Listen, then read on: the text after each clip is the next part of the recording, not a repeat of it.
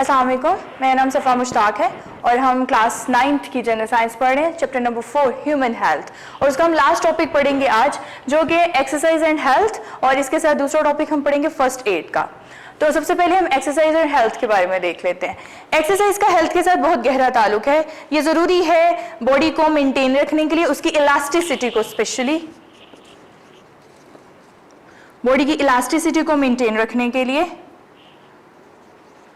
और उसको स्ट्रेन से बचाने के लिए।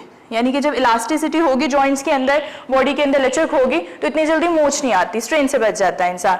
इसके बाद इसके अलावा जो है ऐसा पर्सन जो कि टफ फिजिकल जॉब करता है स्ट्रॉन्ग मसल्स के साथ, तो स्ट्रॉन्ग मसल्स जो है वो उसको फिजिकली नहीं, स्पोर्ट बोन्स को ही नहीं, सिर्फ जॉइंट्स को भी देते हैं। यानी कि एक्सरसाइज से उसकी बोन्स स्ट्रॉन्ग होंगी, उसके मसल स्ट्रॉन्ग होंगे। बोन्स कैसे स्ट्रॉन्ग होंगे कि इलास्टिसिटी आ जाएगी जॉइंट्स के अंदर, मसल स्ट्रॉन्ग होंगे और वो इसकी वजह से फिजिकल वर्क हार्ड कर सकता है।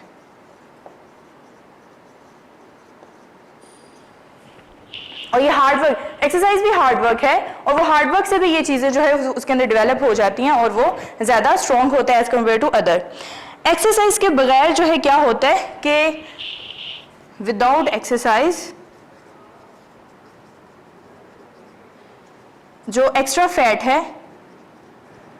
वो अक्यूमुलेट कर जाता है, इकट्ठा हो जाता है स्किन के नीचे, और जिसकी वजह से क्या हो जाती है, ओबेसिटी, मोटापा हो जाता है, क्योंकि वो ज़्यादा एक्स्ट्रा फैट जो है वो निकलता नहीं है, बर्न नहीं होता। अगर एक्सरसाइज नहीं करते, ये ओनली वे है हमारे पास मोटापे से बचने का, क्योंकि इससे जो एक्स्ट्रा फैट है वो बर्न हो जाता है और बॉडी जो है वो बहुत ज़्यादा डिजीज़ से बच जाती है। उसके अलावा जो है हर कोई एक्सरसाइज कर सकता है, सिर्फ यही नहीं कि सिर्फ हेल्थी पर्सन के लिए ही एक्सरसाइज है। यहाँ तक कि वो पर्सन्स जो हार्ट पेशेंट हैं या फिर डायबिटिक हैं, वो भी एक्सरसाइज कर सकते हैं, लेकिन अपने फिजिशियन से डिस्कस करके।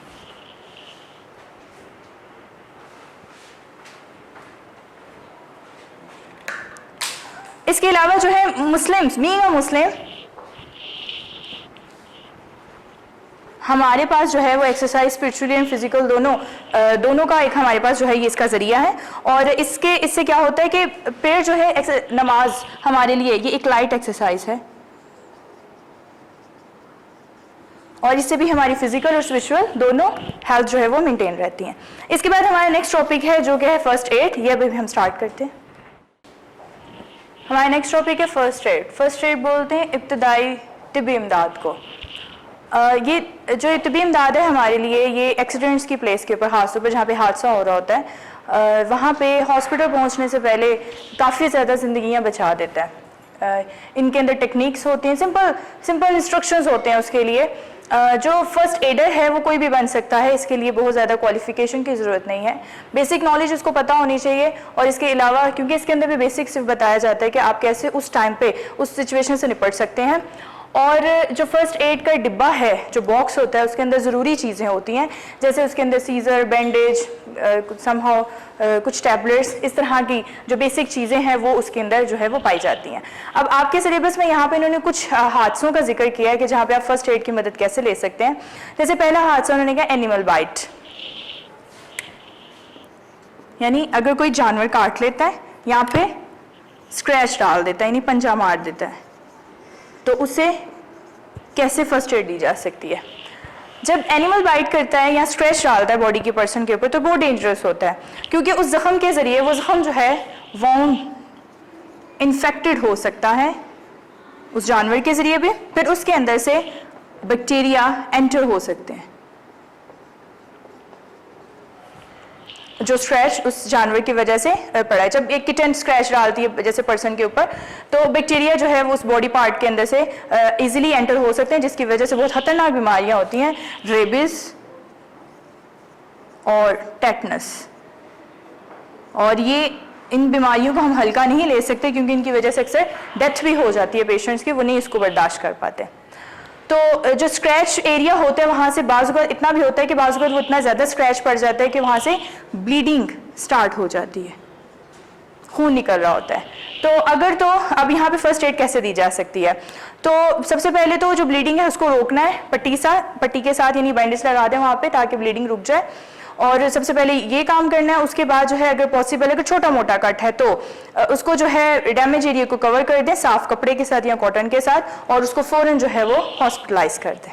यानी स्टार्टिंग में हमने सबसे पहला काम क्या होता है इसके अंदर कि ये जो ब्लीडिंग है इसको स्टॉप करवाते हैं with the help of bandage, अगर वो माइनर कट है। अगर बड़ा कट है तो भी ब्लीडिंग को सबसे पहले स्टॉप करवाएं और फिर उसको हॉस्पिटल ले जाएं ताकि इनके खिलाफ ये जो बैक्टीरिया उसके अंदर एंटर हो गए इसके खिलाफ वो ट्रीटमेंट कर सके। इसके बाद नेक्स्ट टॉपिक है हमारा दूसरा, बर्न, जलना। बर्निंग जो है ये हर साल इसके बहुत ज़्यादा केसेस हमारे सामने आते हैं बर्निंग के। अगर कोई जो है एरिया वो जल जाता है तो सबसे पहले कहाँ है वहाँ से पुट ऑफ क्लॉथ, उस एरिया से जो कपड़ा हटा दें। और अब इसको फर्स्ट एड कैसे दी जा सकती है कि उसको ओपन टैप के यानी रनिंग वाटर उसको फ़ौरन पानी के नीचे जो है वो बहा दें, उसके ऊपर पानी गिराएं, और लेकिन उसके ऊपर जो है ये बटर, ग्रीस, ऑयल, टूथपेस्ट, अंडा या कॉस्मेटिक पाउडर नहीं डालें जो हम घरों में अक्सर टोटके करते हैं। लेकिन अगर स्फीयर किस्म की बर्निंग है तो उसको फौरी तौर पर करीबी अस्पताल में ले जाएं। इसके बाद तीसरा है हमारे पास आई इंजरी।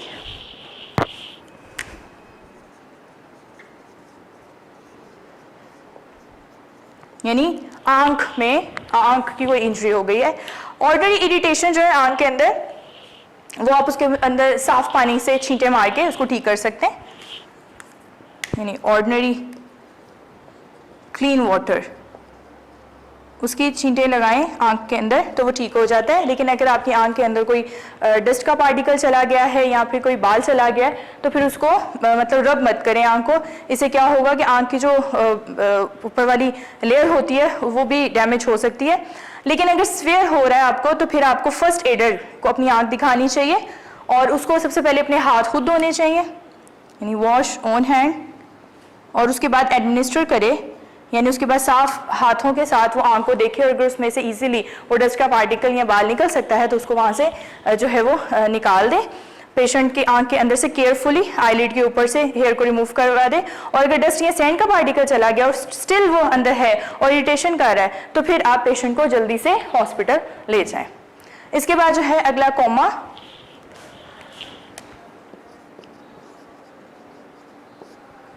कोमा ये होता है कि अनकॉन्शियसनेस है, बेहोशी है, लेकिन बहुत लंबे अरसे तक होती है, और ये नॉर्मल उससे जो है थोड़ी अलग है। वो किस तरह से कि दो तरीके से ये बहुत ज़्यादा रिस्की हो सकती है। सबसे पहले ये कि कोमे के दौरान जो ज़ुबान है वो स्टिक कर सकती है, यानी वो हमारा जो ऊपर वाला पैलेट होता है अपर पैलेट उसके साथ चिपक जाती है हमारी टंग, और उसकी वजह से क्या होता है सांस बंद हो जाता है, सफोकेशन हो जाती है, दम घुट जाता है। और इसके लिए सबसे पहले तो ये इंश्योर करें कि पेशेंट जो है वो सांस ले रहा है, और अगर वो सांस ले रहा है तो उसको क्या करें ज़मीन के ऊपर सीधा लिटा दें और उसके नीचे कोई पिलो नहीं रखना, बिल्कुल स्ट्रेट, और उसकी जो है हाथ उसके सर के करीब ले जाए, और उसके बाद जो है उसको जल्दी से जल्दी हॉस्पिटलाइज कर दें। इसके अलावा जो है दूसरा केस ये होता है कि अगर उसको सांस नहीं आ रही, इसका मतलब ये हुआ कि उसकी जो जुबान है वो स्टक कर गई है बीच में और उसका सांस रुक गया है, तो उसकी चेस्ट को दबाएं अपवर्ड, पुश करें उसकी चेस्ट को अपवर्ड ताकि उसका रेस्पिरेटरी ट्रैक्ट जो है वो चलना शुरू कर दे, वो सांस उसको आना शुरू कर दे। और इसके लिए उसका मुंह भी खुलवाएं, यानी कि ऐसा तो नहीं कि उसके मुंह के अंदर ब्लड या पस या वोमिट कोई चीज़ अटक गई है, और अगर ऐसा है तो उसको मुंह खुलवा के उसमें से बाहर निकलवाने की कोशिश करें। और अगर वैसे भी नहीं पता चलता तो फिर रुमाल या किसी कपड़े से भी आप ये साफ उसका कर सकते हैं मुंह के अंदर डाल के, और उसके बाद जब उसका ब्रीथिंग स्टार्ट कर जाए तो उसको जल्दी से जल्दी जो है वो हॉस्पिटल एडमिट करवा दें। उसके बाद हमारा लास्ट वाला टॉपिक है, that is the snake bite.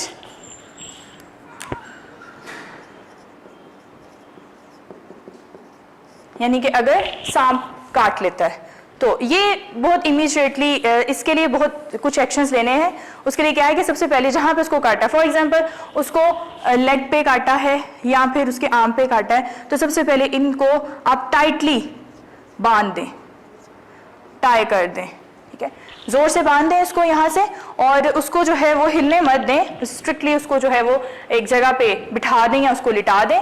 और ये कोशिश कभी भी मत करें कि आप उस एरिया के अंदर से जो है वो ब्लड को सक करें पेशेंट के, इससे जो है वो बचाने वाला जो फर्स्ट एडर है उसको भी नुकसान हो सकता है। बस उसको इतना टाइट बांध दें कि उसके अंदर से जितना ब्लड है वो ब्लीडिंग स्टार्ट हो जाए और वो सारा गन बाहर निकल जाए। और उसके बाद जो है वो पेशेंट को आप हॉस्पिटल जितनी जल्दी हो सके ले जाएं ताकि उसको एंटीविनोम लगाया जा सके, जिससे उसको जो वायरस जो पॉइजन दिया गया है उसको एडमिनिस्टर किया जा सके with the help of the drugs. तो यहाँ पे ये हमारा जो चैप्टर है वो खत्म हो जाता है। अल्लाह हाफिज। वीडियो पसंद आई तो लाइक करें, अपनी राय कमेंट करें। ऐसे ही मजीद वीडियोस के लिए हमारा चैनल सब्सक्राइब करें और बेल का आइकन दबाएं ताकि आपको हर वीडियो का नोटिफिकेशन मिलता रहे।